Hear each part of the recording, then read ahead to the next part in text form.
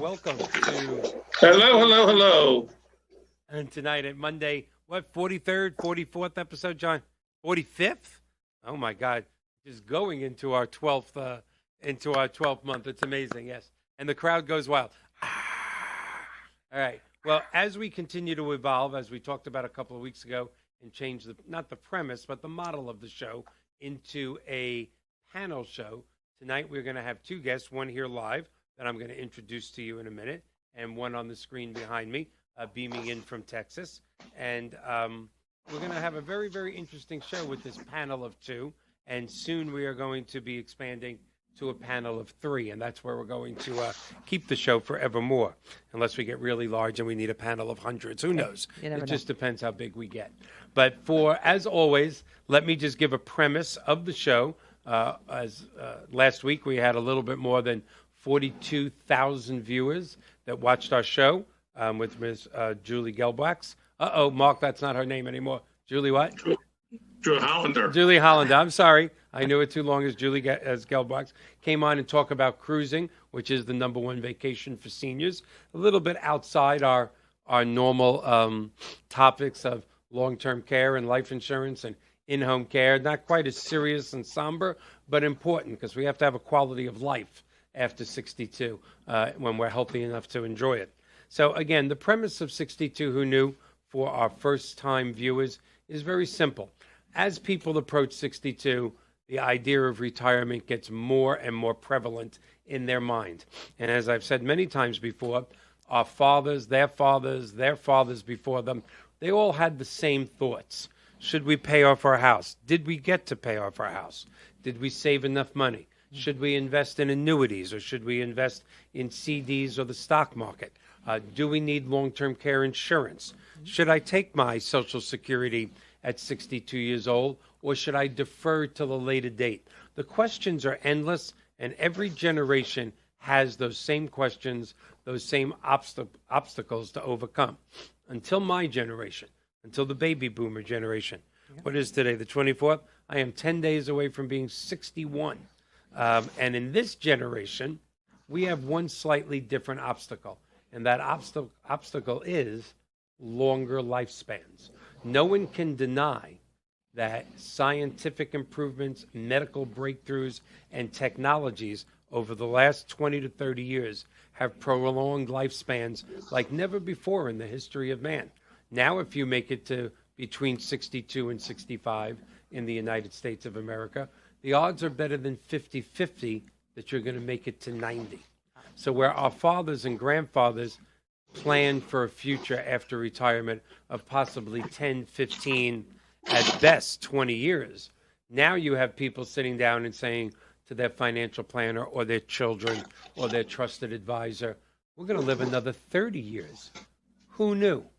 Thus our name. So every week we like to have a topic and national guests to say how really can we get from 62 to 90 or 95, or like our friends at the Weissman Institute have told us when they were on the show, which very well could be 95, 100, or 105 years old in the very near future. So that's what 62 Who Knew is all about. We bring you these kind of guests, and without further ado, I'm going to introduce today's two-person panel. We have a panel. We're making history, okay?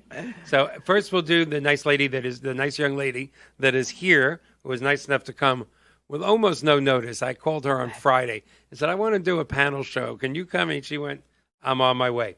Diane was on 3 weeks ago? Yeah, I think it was only 3 weeks ago for the first time. Ms. Diane Daniels is the founder of the Medicare Nation, which is the largest podcast in the country on the topic of Medicare. She's also a very well-known national spokesman and expert on the topic of Medicare and Medicare supplements. And your show 3 weeks ago was one of our most widely watched shows. Not only thanks to you, but proving that this topic is just relevant for everyone. Mm-hmm. That's our first guest. Who is our second guest? Our second guest is a man that is becoming more regular on our show. Not that he's irregular, but more regular on our show. He is it's hard to describe when you are personal friends with a guest. Not only his knowledge and his caring about the long-term care insurance world is known throughout the country, but his passion for what he does, how he does it, how he passes on knowledge to others. Mr. Mark Goldberg is known throughout the country with his level of profession and, as I said, passion about the long-term care insurance world.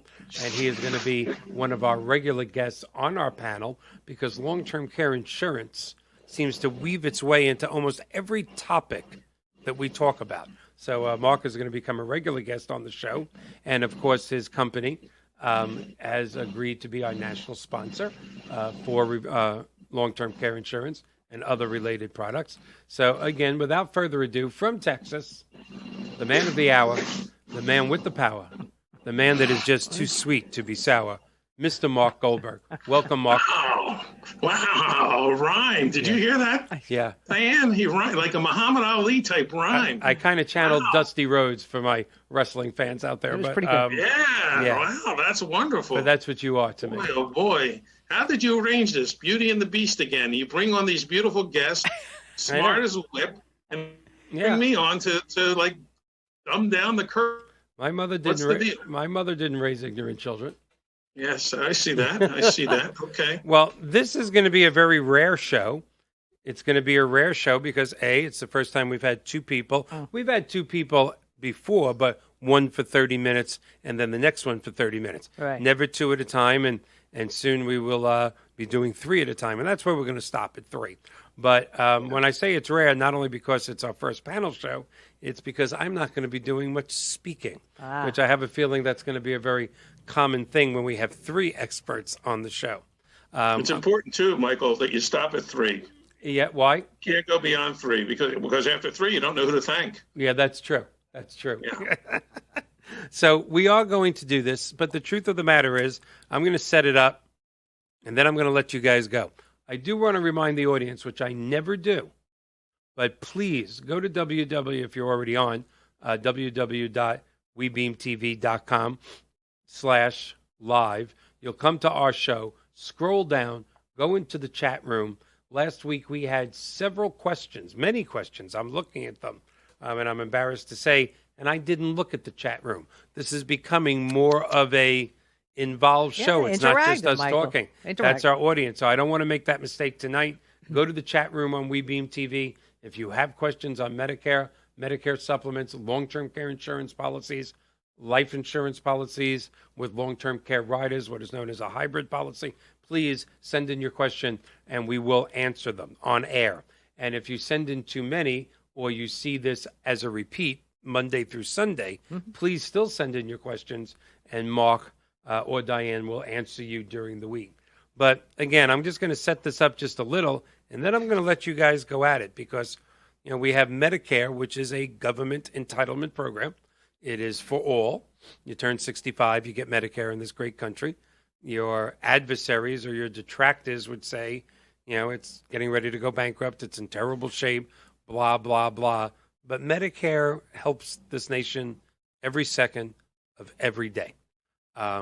Then we have the private look at it, long-term care insurance, which as a layman I think is needed in addition to Medicare. And then, of course, there's that question of Medicare supplemental policies, which is paid for privately. And you two have to correct me if I'm doing this wrong. And what kind or what should you really do for that extra 20%? So I'm going to let Mark ask a question because you asked a few when we were on the phone earlier. You know, many people I know so many people in the industry, I'm going to stay away from Medicare Part B. I wouldn't bring that up to a client if my life depended on it, blah, blah, blah. You have to go MedSup. You got to go private. And then I know insurance experts exactly the opposite. So I'll ask the first question. I changed my mind. You're not asking. He changed his mind now. Changed my mind. I saw that. He changed his mind. Okay. You noticed it. It's going to be that kind of show. It's the host prerogative. All right. Why is it like that? One extreme to the other. And to you, and this is your expertise, what is your answer when somebody says Medicare Part B or a private Medicare supplemental policy? Well, we contribute into the FICA taxes our entire life, right? Mm-hmm. And by contributing into the FICA tax, which is the Federal Insurance Contribution Act, we're paying towards our contributions ourselves towards Social Security and Medicare. Mm-hmm. So when we turn 65, we want that Medicare Part A and Part B available to us. Okay. All right. So Part A is your, I like to call it's where you're going to stay overnight. So the most common place you're going to stay overnight is in a hospital. So as an inpatient, that's Part A in a hospital. Also, part of hospice is under Part A of Medicare. Okay, and you can have that in your home or in a facility. Mm-hmm. And if you stay overnight in a skilled nursing facility, that's Part A of Medicare.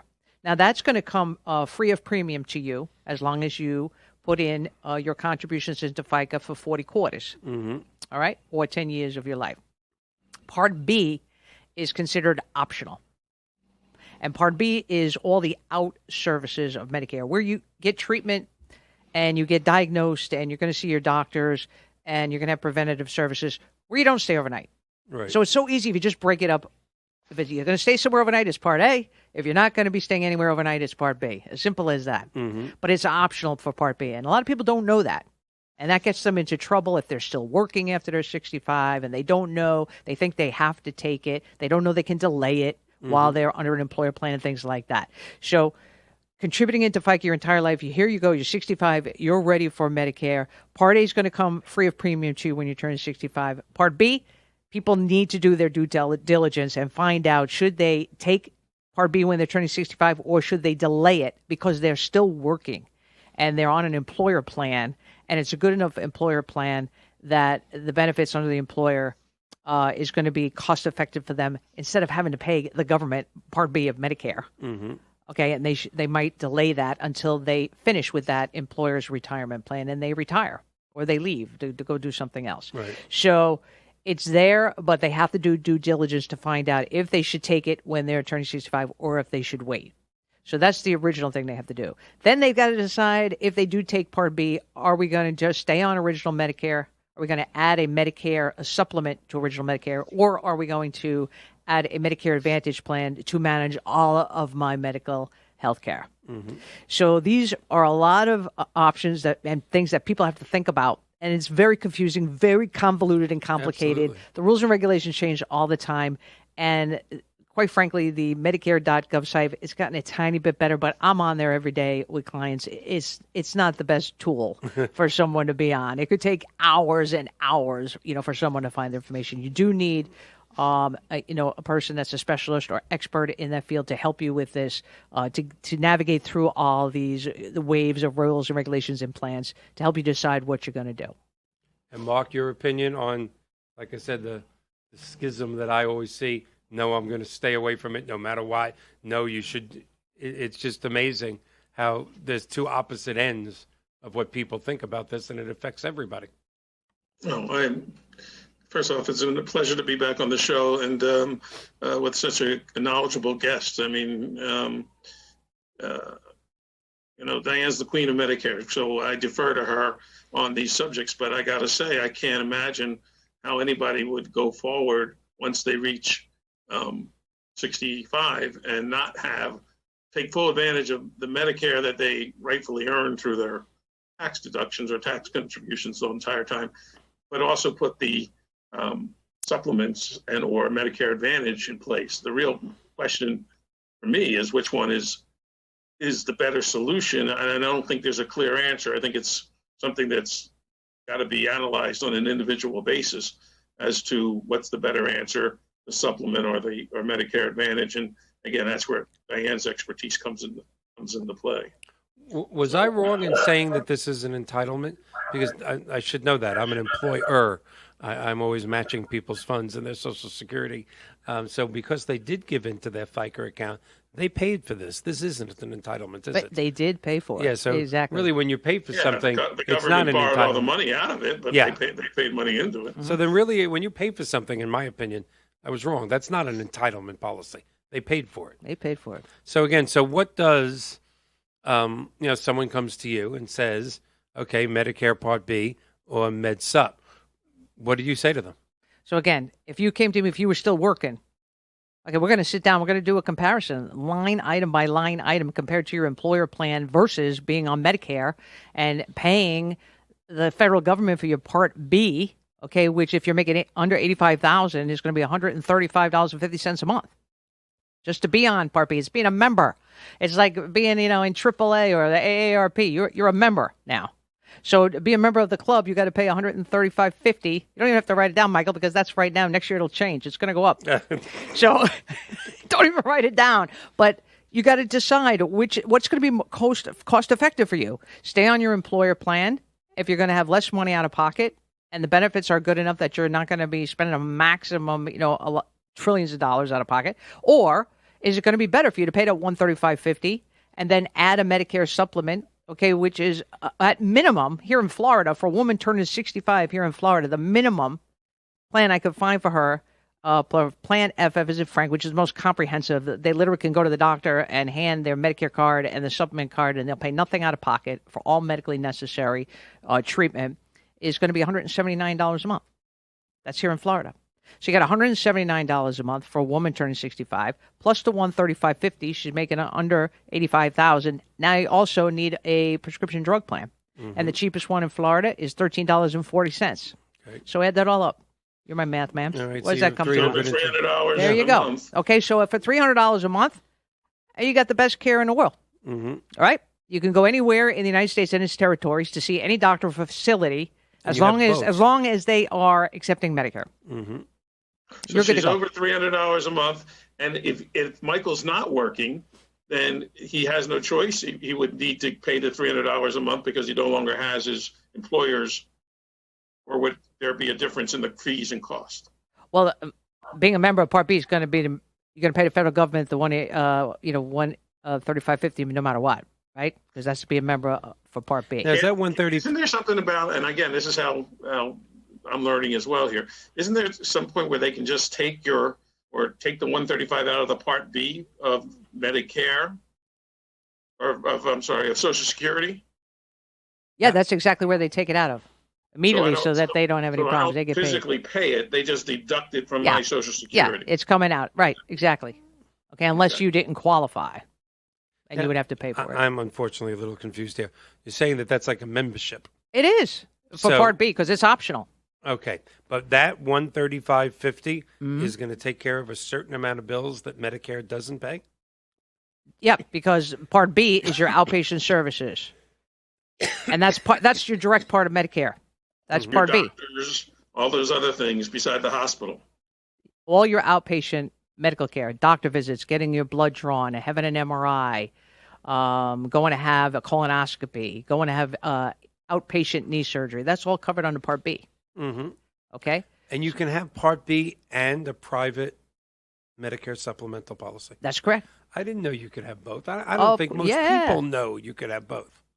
Because with all the mortgages that I do, quite frankly, you don't ask insurance questions, but you do ask liability questions. How much do you pay for this? How much do you pay for that?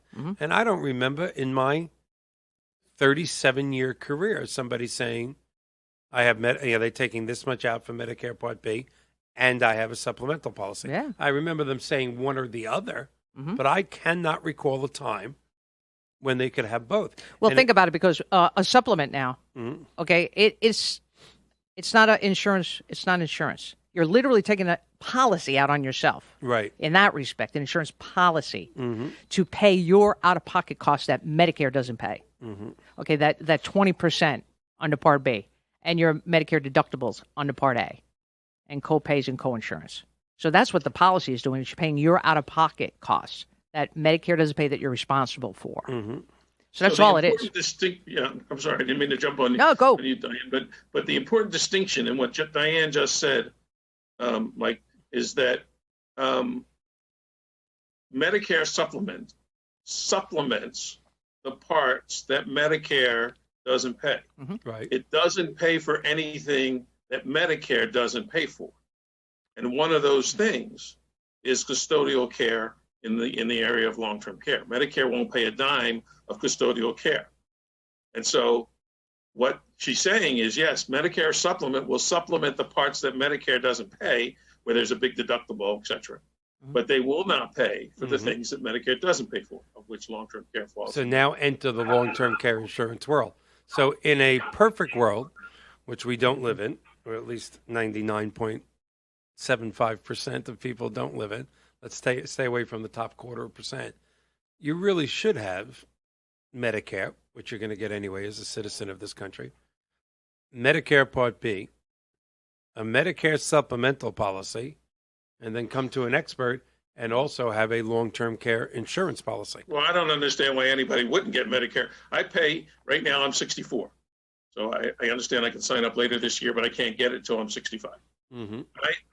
I pay approximately little over $20,000 a year for health insurance for my wife and I. Mm-hmm. Now I can get it for what it sounds like about $3,600 a year once I become eligible. Well, that's going to depend on your income, Mark. on my income. Yep. So He makes the millions. first threshold was under 85,000. So the 135.50 is for the majority of Americans, middle America, that make under 85,000, or 170 who are married and filed jointly. Right. Okay. Now, if I make over that, Yeah, which if I you don't, make over I that. So they iron just my- added a new threshold to the tiers. They're tier 5.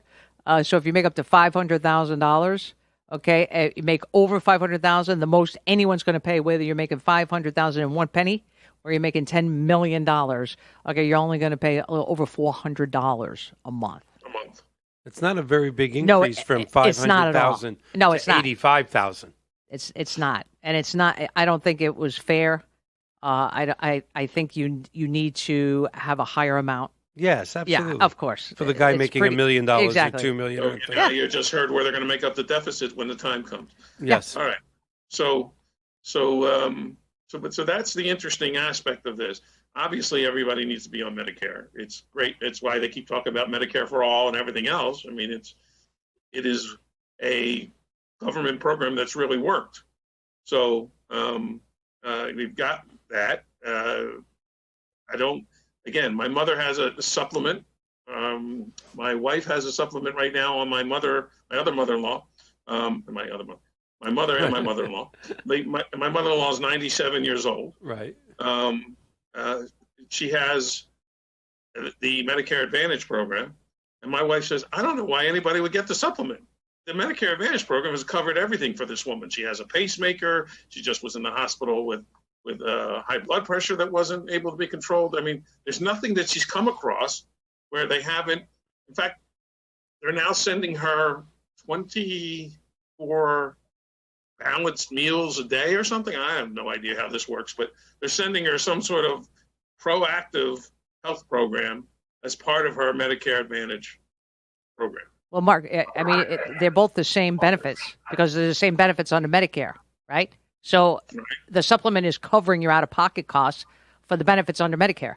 The Medicare Advantage plan is going to duplicate the exact benefits under Medicare for the beneficiary, and they can also add supplemental benefits like for hearing, glasses, and dental care, and other types of supplemental care. You don't get that care. with Medicare Advantage? I thought you could get that with Medicare Advantage these days. Yeah, that's what I'm talking about. You can get them additionally with Medicare Advantage, extra whereas cost. the supplement plan is only covering your out-of-pocket costs for you up into how much you want, some or all.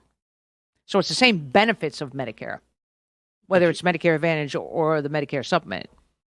So when I go, I'll come to you when I turn 65 and you tell me what I should get as far as Medicare Advantage or Medicare supplement.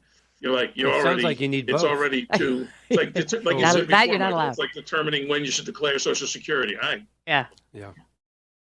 But in regards to long-term care, so I mean, I see this every day, Mark. I'm sure you see this a lot, and also to you, Mike. I have a client. The husband had a stroke, a severe one, in the hospital, treated in the hospital, recovers and is treated as much as they can in the hospital, paralyzed on one side. They go to a skilled nursing facility, occupational therapy to try to get use of his left arm again. They get to a certain point where that a maximum improvement, they release him. He still is got paresis in his left arm. Goes home, can't button his shirt anymore, can't brush his teeth, can't eat by himself. Mm-hmm.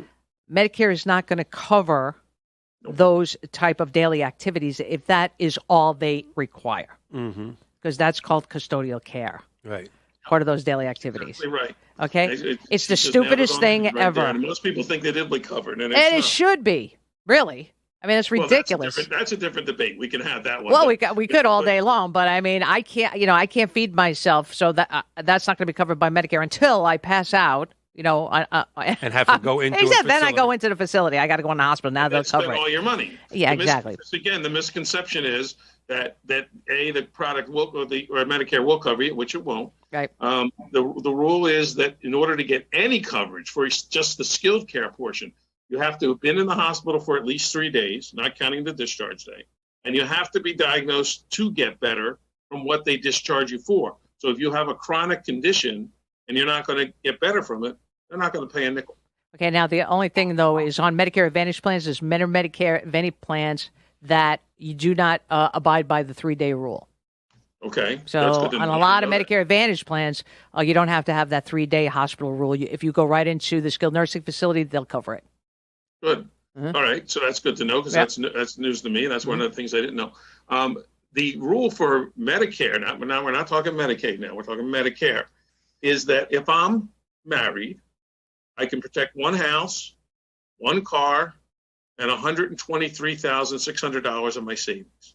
But if I'm single, my spouse moves, passes away, or I find myself, without a second person in the house and the like, I am now going to have to spend my assets down to I have a net worth of $2,000 or less in order to qualify for the safety blanket we call Medicaid, Right. safety net we call Medicaid, which is welfare. Yep. So Exactly. When so you're that's the married, it's rules. 100 and some odd thousand. When you're not married, you As go long down as I'm to a couple, $2,000. one house, one car, 123,600. That don't bother to write that down either. That goes up every year as well. Yep. But that's what you can protect if you're married. If you're not married, then you have to spend everything down. Yep. Now there's rules still to get around it, and you have to get the money out of your name and put it in for 5 years and all that other stuff. And there's all kinds of dangers by doing that and horror stories that go with it, where people have transferred monies out of their names and then their kids go a different direction, for example, than they had anticipated when that money's no longer in the parents' name. But that's another conversation. That's the rules. That's how you have to qualify. And again, that's why getting a smart plan for Diane, and then this whole thing, in fact, is about a plan. Let's back up a little. Yeah. The whole thing about what we're discussing, whether it be with Diane, whether it be with some of the other rules, is what's the plan that you're going to have in place to deal with getting older in the United States of America? Whether you're going to need health issues or long-term care issues or your burial type insurance, whatever it is you're going to deal with, you have to have a plan. Yeah. Yep. Because if you don't have a plan, then you're all of your funds, all of your savings are subject to being taken away. There you go. That's what's amazing to me, that people don't realize that. And I You have know a plan. It's freedom. Freedom is a plan gives you freedom. I can't tell you how many clients I've had that have said to me, now I'm going to go take that cruise. Now I'm going to go add that addition to the house. Now I'm going to, because before I was worried that I needed this rainy day money in case. Now that I know that I have it taken care of, I feel much freer about spending some of my savings. Yeah, I mean, what is that cliche that our parents have been saying and their parents have been saying forever? Failing to plan is planning to fail, or planning to one of those, or the other way around. One of those things. That's right. It is. But that's the truth of it. It is that your audience needs to know that the paramount conclusion that we come to here is that you need a plan. Whatever that plan is that makes you comfortable. Right? And it's not, I'm going to put a gun in my mouth, or I'm going to jump off the bridge, or I'm going to do all these other things. You get a cognitive impairment, you won't know where you hid the gun nor where the bridge is. So it's not. That's not a logical plan. Well, let's give them a plan. Let's give them a plan, Mark. Yeah. Let's give them a couple of scenarios. Yeah, let's do a couple of scenarios. And then I want to talk at the end. I am going to come back in because this plan costs. You were up to a little over $300. I'm not going to guess what a long-term care insurance policy is, but it's X because there's so many different ones. Yeah. But then you multiply it by 2, a husband and wife. Yeah. And suddenly that person that is retired on, again, we're not talking the top 1%, but we're not talking about the needy and the lower income bracket. That person that's retired on 50, 60 grand a year, which is not hateful living, is suddenly paying 20% for his medical insurance premiums. Yep. Now let's add in your life insurance premiums. Let's add in your homeowner's insurance premiums. Let's add in your auto insurance premiums. And it really is sometimes amazing when I write a reverse mortgage and people go, oh, I'm debt free. And you run their credit report. Yeah. It's an 800 credit score. They owe nothing on the cars, nothing on this, but they're handing out $1,400 a month in premiums. And it's kind of a staggering thing to have hit you in the face, which did with me a few years ago in my industry, which brought me to your guys' industry. A lot of premiums in this world. So let's see if we can bring it down. But it's also a lot of reward. Yeah. Yeah. Oh, there's no doubt. It's better to have the premiums than to wipe out your savings in one long-term care. On a traditional long-term care policy, a person can have benefits that will pay them 10 to 12 times easily what they paid into the policy. Mm-hmm. Yeah, So you have to do it. You're not going to invest or leverage or save your money to make that kind of multiple. Nowhere. Well, let's give them a scenario, Mark. So I'll do a Medicare Advantage one for you first. All right. All right. Here in Florida, Floridians are extremely lucky that a majority of the Medicare Advantage plans have no premium. That's right. So they have no monthly premium. They actually can get, there are several plan sponsors where the maximum out-of-pocket in a calendar year is $1,500. Right.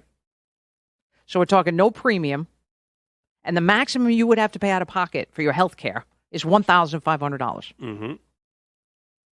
That's Right good. now there's some, actionable clauses you got to be careful of because you're in a network now, Right. and you've got to see the doctors and the facilities in the network. If you go out of the network, you're not going to be able to receive the care unless it's an emergency. But if you can tolerate that, you're not a person that's traveling all over the place. Right. All right, and you can tolerate it. That's a hell of an affordable plan for you. Yes. No premium per month, and the maximum you'd have to pay out of pocket in a whole calendar year is $1,500 for your health care. Mm-hmm. You're saving Well, a ton of sign me money up. there. All right. Sign me up. All right, so now now you add in the part for the long-term care, and how can we make this a valuable asset plan for them? Well, again, so we're going to assume that they're 65 in order to qualify That's for right. your We're going to be your 65. right. And so so again, a traditional policy Mhm. would probably run them a couple $100 a month on top of that in order to have $5,000 a month or so in benefits if they needed it for long-term care. But there are some new innovations today that has completely turned the equation on its head. And one of those I've spoken about or hinted toward on this program before, but never spoke about, and we need to do that soon, Michael, Yes. is a new plan through Nationwide called Care Matters, which this plan actually pays the beneficiary cash. And it allows them to pay in on a multiple choices of payment plans. They can pay in as a lump. They can use a lump sum. They can use a 5-year plan, a 10-year plan, a paid up to 65 plan, or a paid up to 100 plan. All right, well, let's make this simple now, Mark, for the people that are watching. We're going to dummy this down for me and for everybody else, right? Make it simple for them. Definitely for the host. Yeah. So if they're 65, they would take the amount of money they want to. It's their money. They're not paying a premium. They're putting their money into an account with this carrier, and they can always get their money back. So it's not the same as paying a premium and never using it. What happens in this case? They're moving money. They're repositioning assets from one account to another account in their name. Mm-hmm. So they decide how much they want to move. They divide it between the difference between 65 and 100 is 35. So they divide it by 35, and they move that money in over those 35 years. All right. What would be? For that- Give a good example. What would that amount be? They want to know what's the amount. Let's say they decided just- $200 a month. Or $200 a month would be $2,400 a year. Okay. $2,400 a year over 35 years is going to be a little over $70,000. Mm-hmm. All right. Okay. So so they're going to move $70,000 into the account. They want to get the money back, they can. If they need it. If they need it though, and they took it back, they wouldn't have long-term care insurance. So they shouldn't be thinking about using money they want to take back. Right.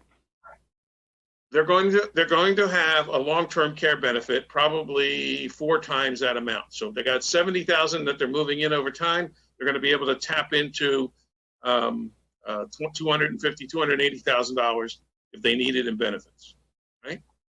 if they don't need it and they pass away, their beneficiaries are going to get greater than the $70,000 back in the form of a death benefit. So one way or another, they're going to get more money back than they put into the plan. Either they're going to use it for long-term care, or their beneficiaries are going to get it back based on what they paid in, right? Or they could take it back if they want. Right. So they have all those assurances, and they no longer have to say. The biggest objection I always used to get was, well, what if I pay all this money in and I never need it? Right. Well, now they don't have to worry about that objection anymore. And then within the plan, there are certain benefits that have never been offered before. There are things like the medical inflation index, or to offset to raise the amount of benefit you get paid each year based on what medical inflation goes up as opposed to general inflation. There's an option that says that on the 91st day, you get paid retroactively to the first day of care. So even though you might have a 90-day deductible built into the plan, on the 91st day, they give you a check for the previous 3 months and the month going forward. But the very, very, very best thing about this plan is that it pays all the benefits in cash. It doesn't make you give them a receipt or an invoice or anything else. You have a contracted amount to know that you're going to get paid by the insurance company the amount that they promised you when you signed the contract. And you're going to get that full amount whether you need it or not. And again, I've told this story before, but it's just so powerful. I don't know any other way to express it. My father passed away in January. They had a long-term care plan that paid in cash. My mother collected $225,000 from the plan. He ended up spending $65,000 on his care because she kept him in an adult daycare center. And at the last 6 months of his life, she brought people in at night because she couldn't sleep when he was hallucinating and the like. She took the rest of the money, the difference between the $65,000 she spent and the $225,000 she collected, put it into the market at a time when the market wasn't going anywhere but up. The money more than doubled. She didn't have to take the $65,000 out of her savings or out of her investments to pay for the care because she had it from the insurance company. So that money stayed invested. And between the two, she made over $250,000 profit. You could never, ever do that with a traditional long-term care plan because it's only going to reimburse you what your actual expenses are. So whatever you actually spent, that's what they're going to give you. So you won't have excess money.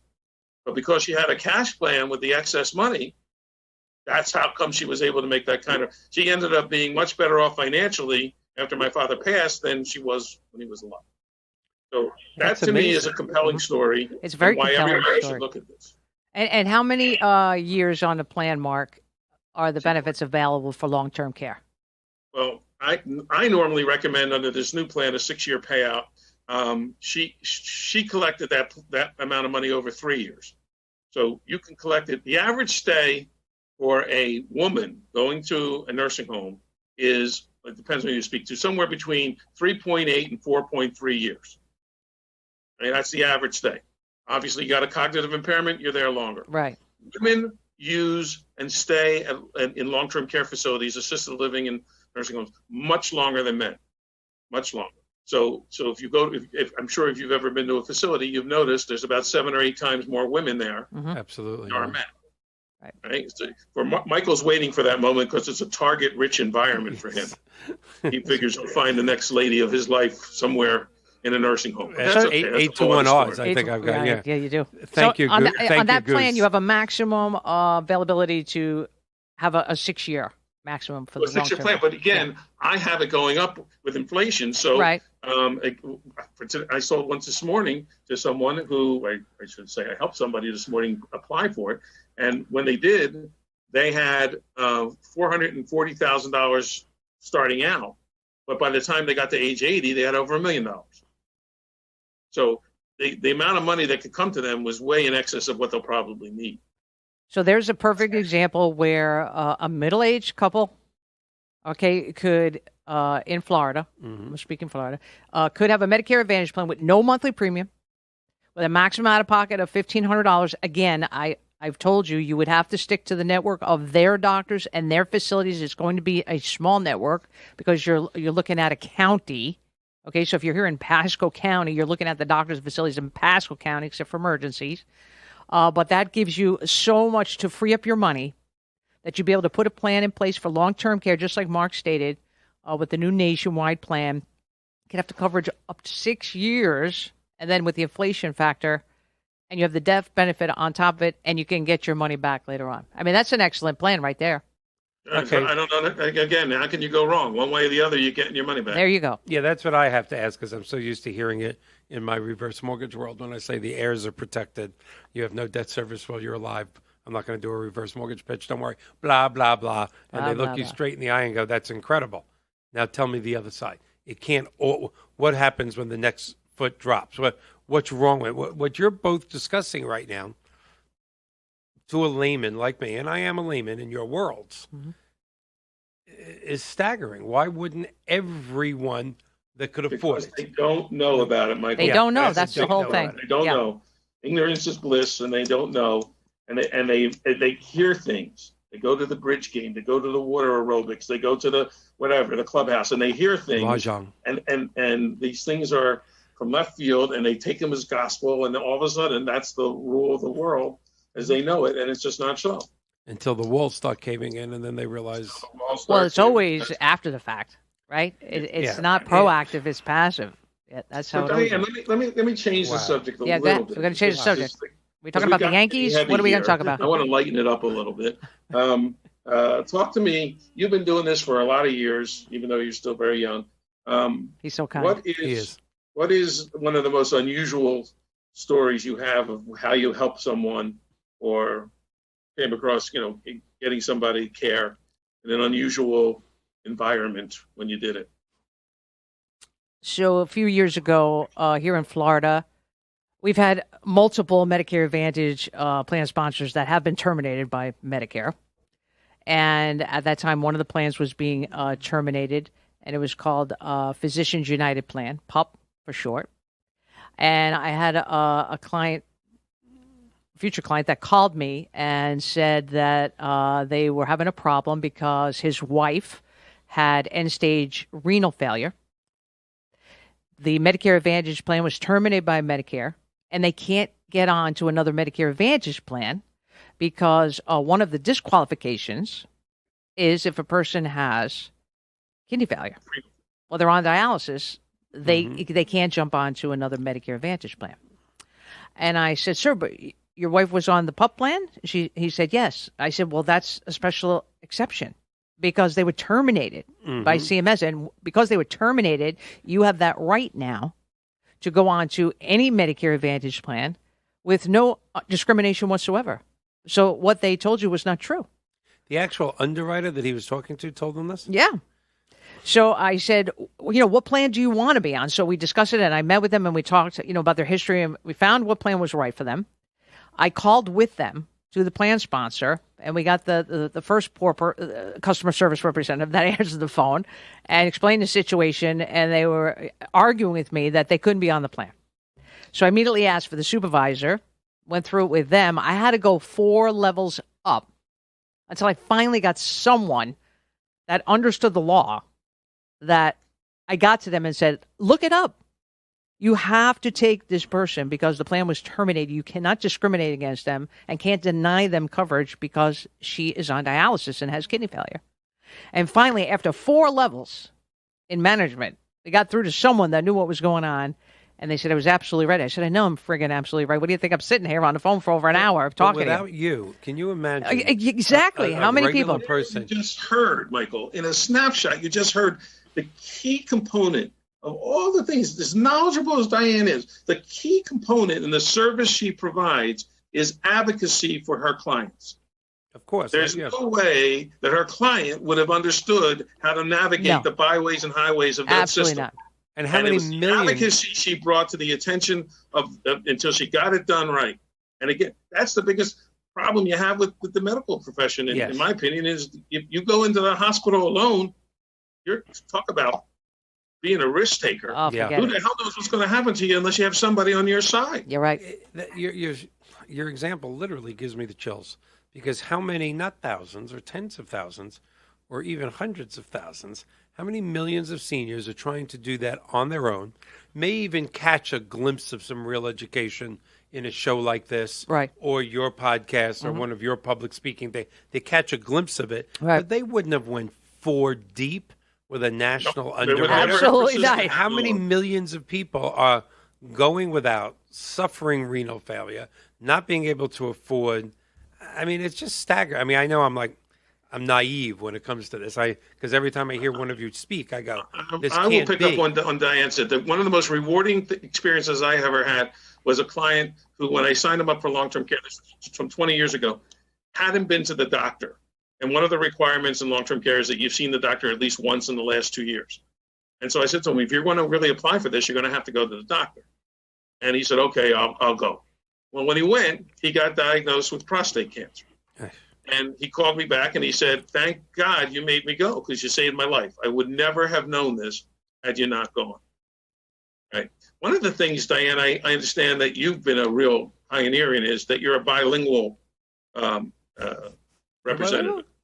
I speak Brooklynese, Brooklynese. So I noticed the and I know Brooklynese. all the curse words in Spanish. Is that what you're No, referring I think to? you might be confused with, You're confusing me. with my co-hostess with the mostest that isn't Oh, here. I With thought Nate. she was Nate. Yeah, bilingual. yeah. No. Okay. But I am my- talented with Brooklynese and Yeah, some she curse talks words. New in York. Spanish. No, I heard the Brooklyn. We just forget about it, and Forget about it. Hey. Hey. yeah. Hey, here's your Medicare supplement. You know, first of all, it's unbelievable that we only have 9 minutes left. If Are you serious? If John didn't just say that in my ear, No way. I would have said we were on for 15 minutes. So obviously, Oh, this my. is why you're going to be So we can regular. go All in right. whatever direction you want, Michael, or I can tell you a my God. charming Well, story. we got to help them now. We got to make sure they know how to do have a your good charming, plan here. What do we have? 9 minutes left now, John? Wow. 8 minutes. Do your So- charming story So in my- 7 so because my I wife- need a minute. My wife is bilingual. By what? My wife is bilingual. Okay. Thank you. By something, yes. And she used to be an agent when I was running the American. Amex Life was one of the leading providers of long-term care back in the early days, in the early 90s. And I was running an office in Houston and New Orleans.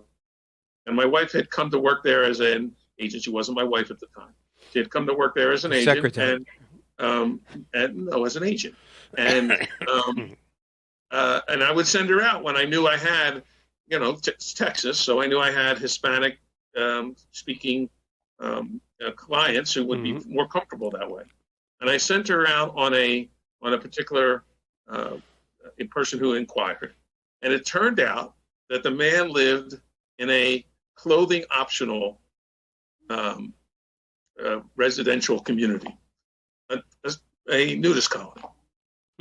And she went to the front gate and asked for him, and they said, "Oh yes, okay. Well, we'll call him and let him know." And he told her that it was okay to send her back to his bungalow or whatever it was he had. And sure enough, there he was, without a stitch of clothing on, in this facility. And he led her over to a kitchen table, which was made a dining room table, I should say, which was all glass. And it had the words on there, "Things may appear larger." Oh, yeah. Then they appear. Okay. I knew we were going somewhere with that. No. This is a true story. Yes. Not so much the words on the glass. I add that part. Okay. But the rest of it's true. So this was the situation she found herself in. And I just share that as a way of saying, like, you never know what you're going to run into, people of all kinds that might need care. But that story has always stuck with me. Yes, I have a similar story, but I'm not going to tell it. It's very G-rated. When I was a young mortgage person, I was sent up here, very close to here, to a clothing optional place to do mortgages. And I walked in, and being in my 20s, I was definitely taken back. And but we're not going to waste part of our 4 minutes, 5 minutes left on that I story. said to you, it was like I was trying to bring some. We've talked about a lot of heavy subjects Well, here so I'm far. going to That's go. all right. I'm going to But get. let me. Can I ask Diane a question? Yeah, we have 5 minutes left. Okay, Diane, do you have any health qualifications whatsoever on the Medicare supplement or the Medicare Advantage? Do I have any what? health qualifications. I can't get everybody long-term care. They have to health qualify for it. Oh, I see what you're saying. Well, they keep changing them to make it harder. Okay, so prior to July of 2018, I was able to get people that were diagnosed with cancer and having active chemotherapy on Medicare supplement plans. Oh, my God. I was able to find them and get them on it. But from July of 2018, no more. So a person that has active cancer receiving, chemotherapy, radiation will not qualify. A person I that's can still get Medicare, right? Oh, They can't be- yeah, Medicare. You're also. I'm You just talking can't about a get Medicare turned down for supplement. Medicare, No, right, in this not for country? Okay. original Medicare, and you cannot get turned down on a Medicare Advantage plan either. There's no discrimination because it's directly part of Medicare. So I see. you can be on a Medicare Wow. Advantage plan also. So she could get a Medicare Advantage plan. Absolutely, yeah, absolutely. Wonderful. Mhm. Wonderful. Yeah. See, that's a wonderful thing. At least 30% of the people that I apply for long-term care with don't get approved. So Yeah, I know. important. It's Right. And important. so another key factor that comes up with that, Mark, is that you couldn't have been an inpatient in the last 90 days in the hospital. So No. sometimes they might have to wait that extra month to make sure they pass that 90 days from that 90-day period, and then you can reapply again. That's important. Those are important things to know, because Yeah. when do people first reach out for this? It's just like when they want the fire insurance, when the house is already After when they smell after it's smoke. burned down. I know. Well, Yeah. one of the reasons why you're both going to become regular guests, and I appreciate that. Again, I know I overuse two words. I'm told that when I do my writing and I do my public speaking, and those two words are incredible and staggering. They're my favorite descriptive adjectives. But it is staggering to me that not 10% or 50%, I'd have to say 90% of the public doesn't understand. I'm one of those 90. You guys keep teaching me more. You guys, Bill Comfort, Peter Gelbwachs, Carol Golden, the people that I've been lucky enough to meet through your circle, Mark, keep teaching me. And of course, it's always about education. And it's also about payment. I got to bring it home a little bit. How do you pay for these things, even when you know you need them? But I think one of the things that I want to discuss on another show is your specialty is you have to be 65 years old. Well, not really. Okay, that's for the majority of Americans. For the majority of Okay, you could be under 65. Okay, if you have been by your state certified as disabled. Okay. Okay, or if you have Lou Gehrig's disease. Mm-hmm. You see what I'm saying? So there are some but on some a exceptions. whole, you got to be 60. Yeah, the Renal majority. failure Yeah, the thing, renal too. failure, of course. And the renal failure. Okay. Of course. So So let's just say for a second, because we're running out of time, abnormal circumstances aside, the you have to majority. be 65 for your world. I'm always complaining that in your world and my world, the reverse mortgage world, we don't relate to each other, and we should. We should be married to each other. Yeah. Okay. Mhm. And then your world, which I'm in love with, which is why I'm studying for my insurance license, the long-term care insurance world. Correct me if I'm wrong, but the best, most opportune time to get that is in your 40s and 50s when you're healthy. Am I Our average overstating it? applicant is 57. All right. So your world is in the 50s. My world is in the low 60s. Your world is in the mid 60s and above. And am I being Captain Obvious, like on the TV commercials, to state that that's one of the reasons these three staggering industries that is supposed to all take care of the same people in their 70s, 80s, and 90s, but we don't get together in their 40s, 50s, and 60s unless it's in a forum like this. That's right. Well, Am first I of all, overstating- no, you're not at all, because am I the people overstating think the obvious here? everybody thinks that they're like indestructible. They're all Superman and Wonder Woman. Well, there's only one of Nothing's those. ever going to happen, Yes. right? Yes. That's always what the problem is. Mm-hmm. I'm not going to fall and end up in the hospital and need long-term care. Yeah. That's not going to happen to But me. the older you get, those thoughts start happening Immediately. a little more. Yeah. As soon as you hit 50, you start thinking about Yeah. that. As soon as you fall down. I do public talks all the time, and I say to the audience, how many people here think that somebody in this room is going to need long-term care? Oops, me. Everybody raises their hand, right? How many people think it's going to happen to them? Nobody raises their hand. Yeah. And one of the things that, one of our mutual friends, Bill Comfort, when he was on the show, and I just love listening, to Bill speak. He was talking about different surveys. 2 out of 3 people are going to need long-term care. One survey said 50-50. Mm-hmm. One survey said 90%. He said, forget all. I remember this like it was yesterday, and because it was years ago when I heard him say it. I'm talking to you, sir, you, ma'am. Either you're getting it or you're not. The surveys don't mean anything. You're either getting it or not. Right. We have less than a minute to go. It's just amazing that this hour Bill went by Cooper this. had one of the best quotes ever, Michael. That was 52.3% of all statistics are made up. That's yeah. All right. Well, you both are going to come back. We thank you for that. We have to talk more about education, getting this out. Let me remind the audience, because I don't remind them enough. I didn't remind them enough during this show, but I didn't want to interrupt you. Go to www.62whoknew. If you're in your 40s and your 50s and your 60s and you need long-term care insurance, if you're 65 and above and want to learn about Medicare and Medicare supplemental policies, he just said 20 seconds in my ear. If you're 60 or above, notice I didn't say 62. If you're 60 and above, go to the same website, 62whoknew.com, and ask me more questions about reverse mortgage. We're running out of time. Next week is going to be great. Thank you to both of you. Thank you, Mike. Bye-bye.